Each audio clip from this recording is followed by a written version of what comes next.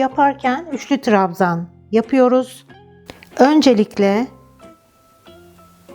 zincirimizi çekiyoruz. Bunu örnek olarak gösteriyorum. Sayılarını sonra anlatacağım. 1, 2,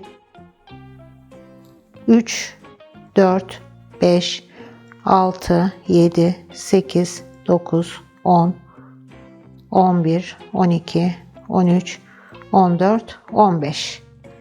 Son çektiğimiz zincire şöyle tutuyoruz. Bunun üstüne köşeden, ilk sırada köşeden dönerken 5 tane zincir çekiyoruz. 1, 2, 3, 4, 5. Şimdi üstüne alıyorum. Şu zincirin üstüne, tuttuğum zincirin üstüne batıyorum. 3 defa da çıkarıyorum. Yani üçlü trabzan yapıyorum. Burada bir köşe yaptık. Boşluk yaptık. Şimdi hemen yanına ara vermeden bir üçlü trabzan daha yapıyorum. Yani 3 tane üçlü trabzan yapıyorum.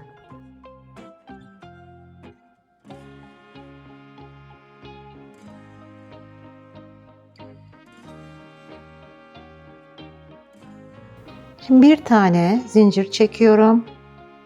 Buraya değil, yanındakine batıyorum. Üstüne alıyorum. Yanındakine batıyorum. Üçlü trabzan yapıyorum. Yine hemen yanındakine batıyorum.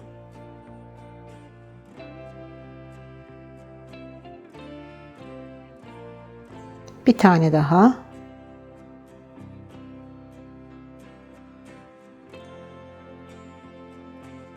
Üç tane, 1, 2, 3 tane yaptım.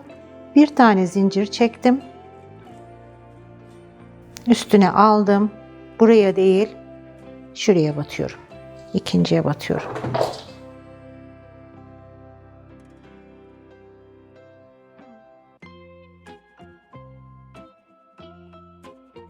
Şimdi üstüne alıyorum. Hemen yanındakine batıyorum. Bir tane daha.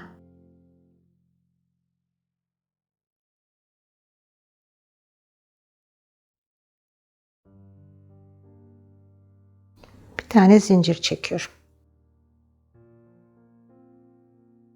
Evet. Şimdi dönüşlerde 1, 2,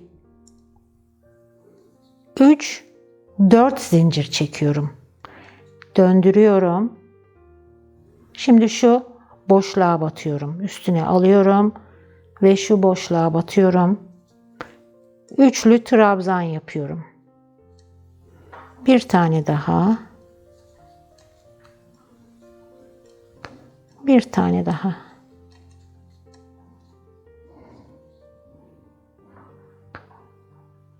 Bir tane zincir çektim. Üstüne aldım. Şuraya batıyorum. Bütün örgü bu örnekten oluşuyor. Bu şekilde. Çok basit. Bunu daha önceki videolarda da yapmıştım ve anlatmıştım da. Çok basit. Bütün yelek bu örgüden oluşuyor. 3 tane üçlü trabzan, bir zincir. Dönüşlerde 4 tane zincirle dönüyorum. Evet, bu şekilde. Bütün örgü bundan oluşuyor.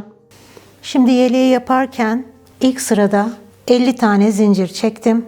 Yukarı çıkarken ilk sırada 5 tane zincir çektim. Bu 50. zincire batıp üçlü trabzan yaptım. Şuradan göstereyim.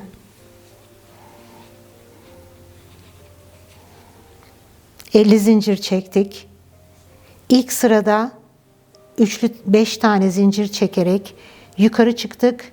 Bu 50. zincirin üstüne batarak 3 tane üçlü trabzan yaptık. Bir zincir çektik ve bir tane zincir atladık aşağıdan. Yine üçlü trabzan yaptık. Bir zincir çektik, bir tane boşluk bıraktık. Bir zincire batmadık. Üçlü trabzan. Bu şekilde 1, 2, 3, 4, 5, 6, 7, 8 tane üçlü trabzan yaparak bu ön sırayı yaptık. Sonra buradan yukarı çıkarken artık burada 4 zincir çekerek döndük. Hep buralarda 4 zincir çekerek döndük. Şuralarda. Sadece ilk sırada 5 zincir çektik dönerken. Sonra ön, diğer ön ve arkaları aynı şekilde yaptık. Yine aynı şekilde 50 zincir. Burada da aynı şekilde. Yan parçaya bakalım bir de. Burada da 20 zincir çektik. 20 zincirde 1, 2, 3, 4, 5 tane üçlü trabzan yaptım. Kolun altına denk geliyor burası. Buranın genişliği önemli. Çünkü yelekleri genellikle kazak, hırka, sivit gibi giysilerin üstüne giydiğimiz zaman kasmaması için şu genişlik, omuzla kol altı arası genişlik önemli. Buraya dikkat etmek lazım. Kol oyuntusunu da yaptıktan sonra burada fazla kesmedik çünkü bir sırtın genişliği var. Kaç sıra kesmişim ben burada? Bunu da ölçmek için buradaki en genişle şuradaki sırayı ölçtüğünüzde bulabiliriz. Mesela 1, 2, 3, 4, 5, 6, 7, 8 tane burada üçlü trabzan var. Burada kaç tane? 1, 2, 3, 4, 5, 6, 7.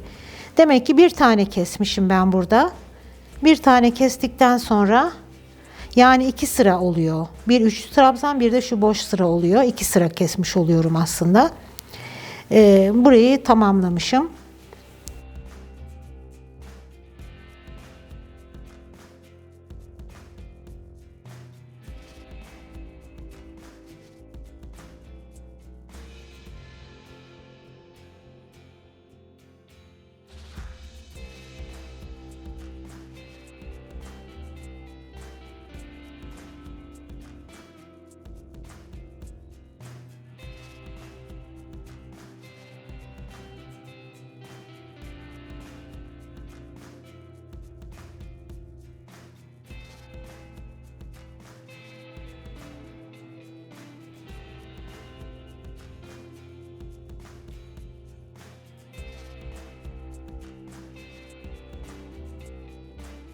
Şimdi kesme işlemini nasıl yaptığımı göstereceğim burada. Bunu her yerde aynı şekilde yaptık. Buradan geldim sıranın sonuna kadar. Artık burada zincir çekmiyorum. Üstüne alıyorum ve sondaki boşluğa batıyorum. 3 defa da çıkarıyorum. Dönüşlerde 4 zincir çekiyorduk. Şimdi 3 zincir çekiyorum. Eksiltme yapıyoruz çünkü. 3 zincir çektikten sonra bir sonraki boşluğa batıyorum.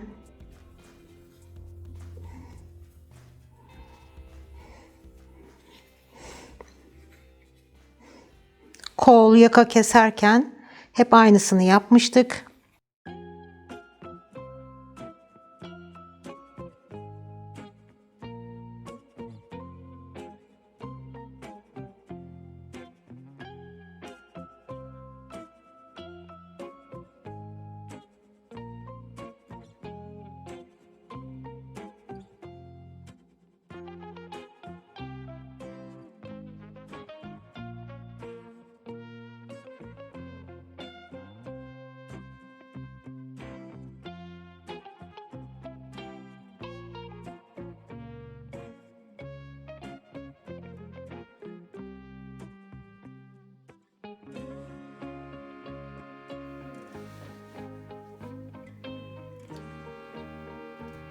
Şimdi önce ipi şu üçlü trabzanlardan birisinin arasından geçiriyorum.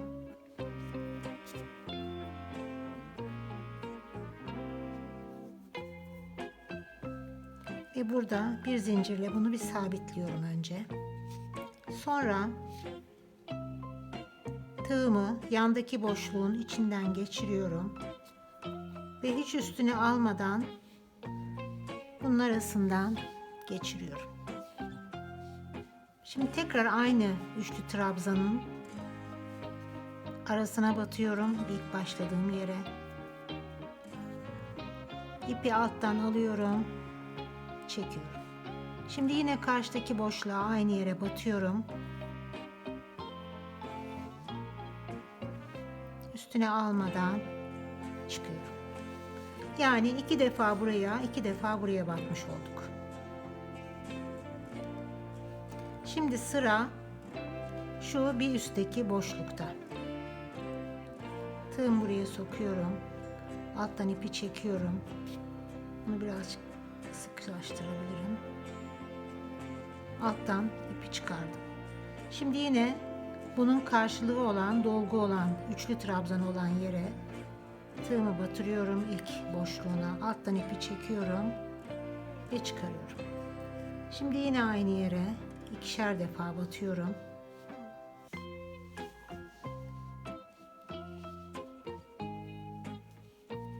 Yani 2 defa buraya, 2 defa buraya batıyorum. Aynı işlemi yapıyorum.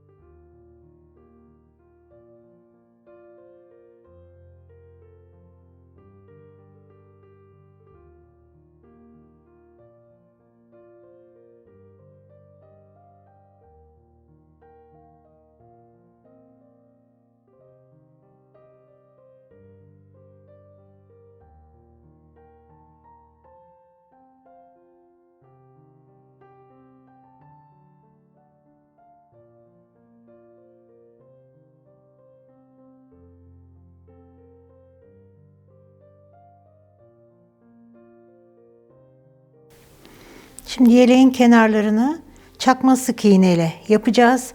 Şu kolunu yaptım ben. Şöyle 2 sıra. Bunun nasıl yapıldığını göstereceğim. Kol altından başlıyorum.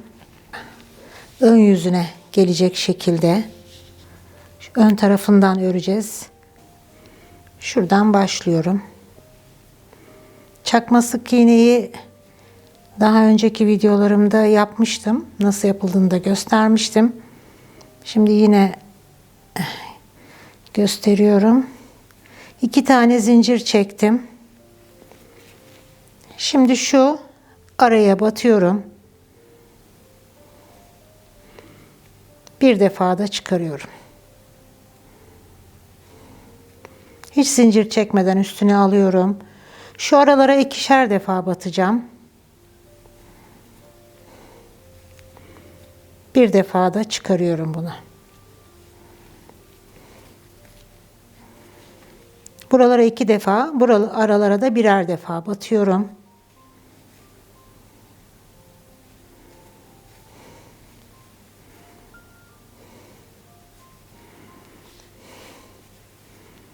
Bu şekilde bir sıra gidiyorum. Sonra ikinci sırayı üstüne gidiyorum. 2 defa battım. Şimdi araya yine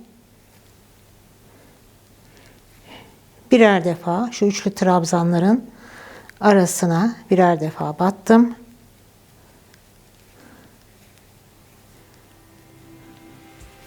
Bu şekilde kolu baştan sona buraya kadar birinci sırayı tamamlayacağım. İkinci sırayı yine göstereceğim. Şimdi sıranın sonuna kadar geldim. Şurada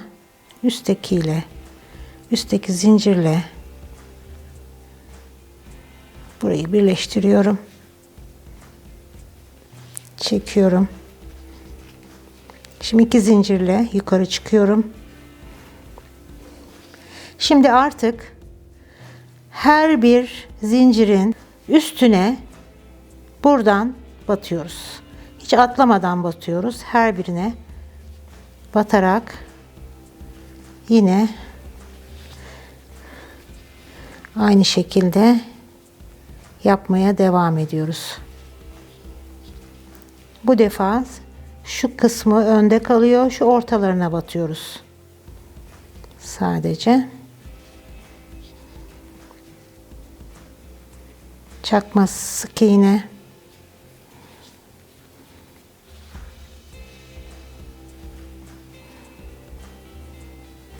Yani şöyle olacak. Şurada olduğu gibi. Aynen. Üstüne alıyorum. Şu araya batıyorum. Ve bir defa da çıkarıyorum. Bütün sırayı sonuna kadar bu şekilde tamamlıyorum.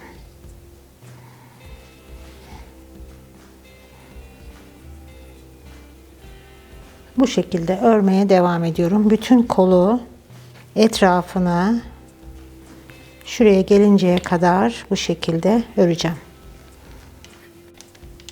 Şimdi kenarlarını yapmaya başlamadan önce örgünün sağında solunda kalan bu gibi iplikleri önce temizlememiz gerekiyor.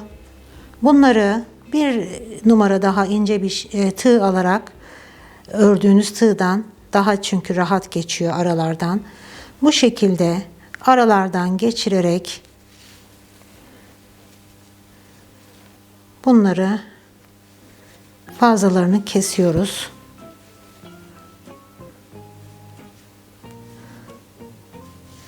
Dışarıdan görünmeyecek bir yol izlerseniz şu aralardan değil de şöyle ipi devam ettirdiğimiz yer dışarıdan görünmeyecek şekilde yaparsak daha sonra ortaya çıkmaz bir daha bunlar.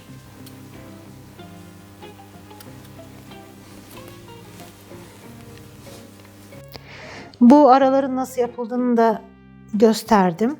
Omuzları da yine aynı şekilde birleştirdim.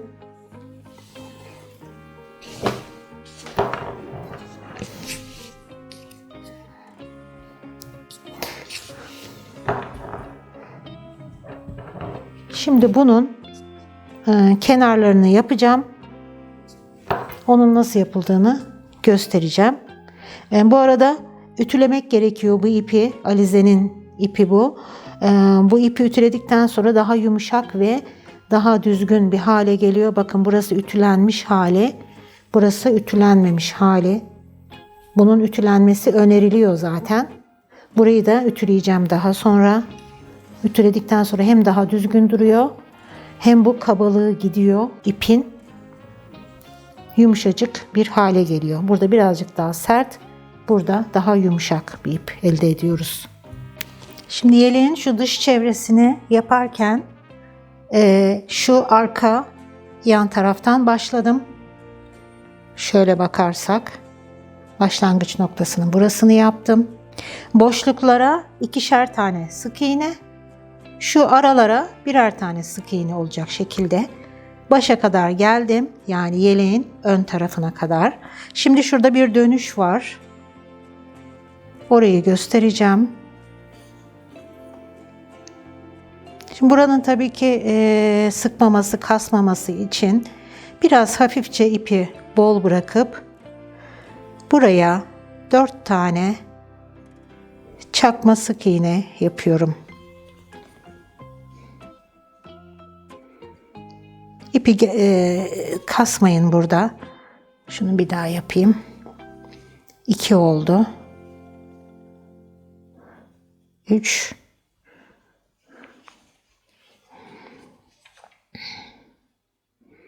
4 bu şekilde. Şimdi şu araya 2 tane çakma sık iğne yaptım.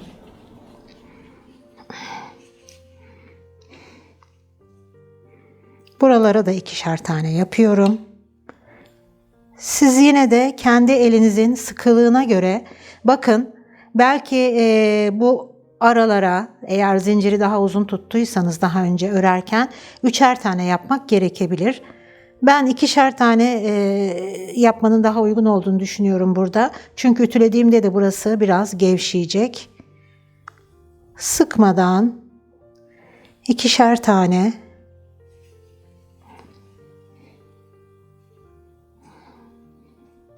çakma sık iğne yaparak burayı devam ettiriyorum. Eğer baktınız ikişer tane yapmanıza rağmen aralarda kasma oldu, arada bir 3 tane de yapabilirsiniz.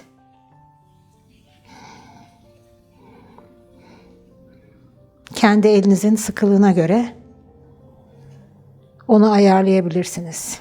Yani şu ip çok geride kalmasın. Şuraya batacağım zaman bu burada çok geride kalırsa burada bir kasma olur. O yüzden bakın şöyle tuttuğumda buraya dik olacak şekilde mümkün olduğunca. Sonuçta bunu ütülediğimizde burası gevşeyecek ve düzelecek. Bu şekilde. Bütün bu ön sırayı şuralara geldiğimde yine çekerim. Gösteririm oraları ara ara yaparken. Şimdi bir sıra yapacağım, sonra bir sıra daha gideceğim. Şimdi şu önü yaptıktan sonra şimdi bu köşeye geldik.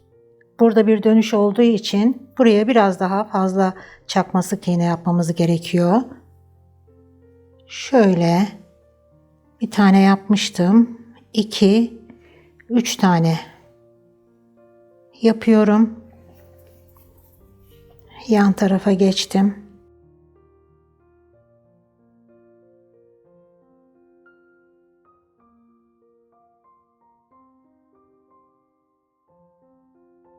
Devam ediyorum. Burada eğer kasma olursa örgünün elinizin sıklığına, gevşekliğine göre bu aralara 2-3 şeklinde yapabilirsiniz. Şimdi buraya atlıyorum.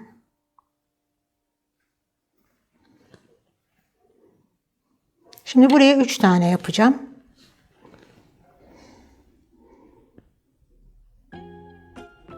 Yaka kasmasın diye.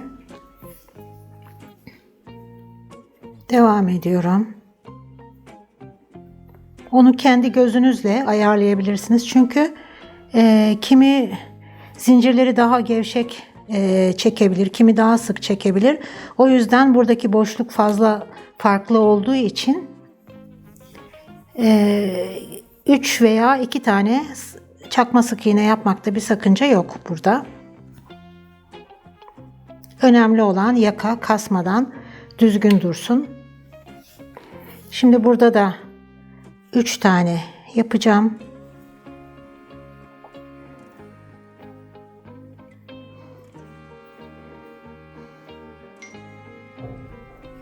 Yalnız bir şeye dikkat etmelisiniz.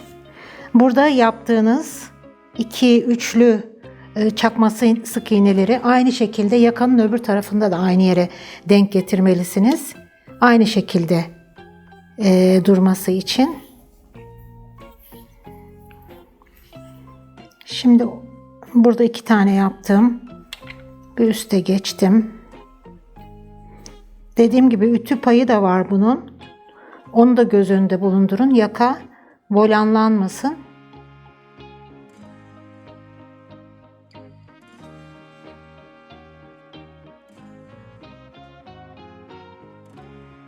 Şimdi artık şu düz alana geldik. Şimdi omuza geldim. Buradan döneceğim.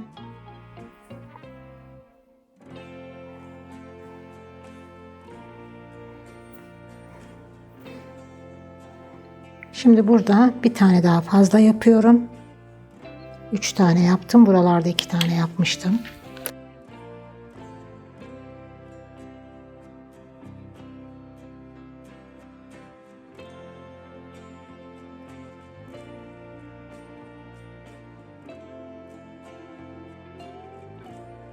Burada da 3 tane yaptım.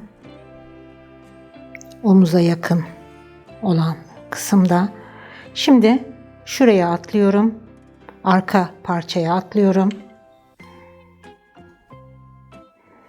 Bunu birleştirdikten sonra direkt şu üçlü trabzanın arasına yapıyorum.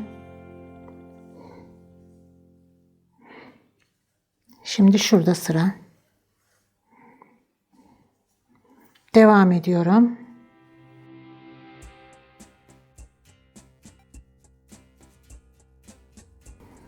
Şimdi nereyi yaptığımı anlamayanlar için şöyle göstereyim. Burası arkası, burası ön taraf, omuz ve ben şimdi bu tarafa döndüm, arkaya döndüm. Artık burada aralara ikişer tane, üçlü trabzanların arasına birer tane olacak şekilde yakasını örüyorum.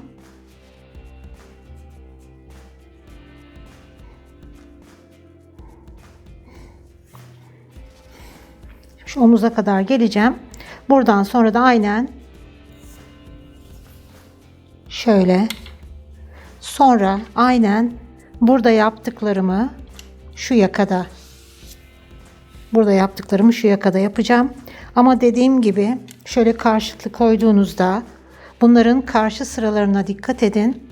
Burada bazı yerlerde 3 tane, bazı yerlerde ikişer tane batmıştık. Ona göre aynı yerlerde işte 2 tane, 3 tane batarsanız bu aynı olur, eşit olur bu iki yakada. Aynısını bu tarafa yaparsanız eğer. Şimdi ben bu tarafı tamamladıktan sonra yine devam edeceğim.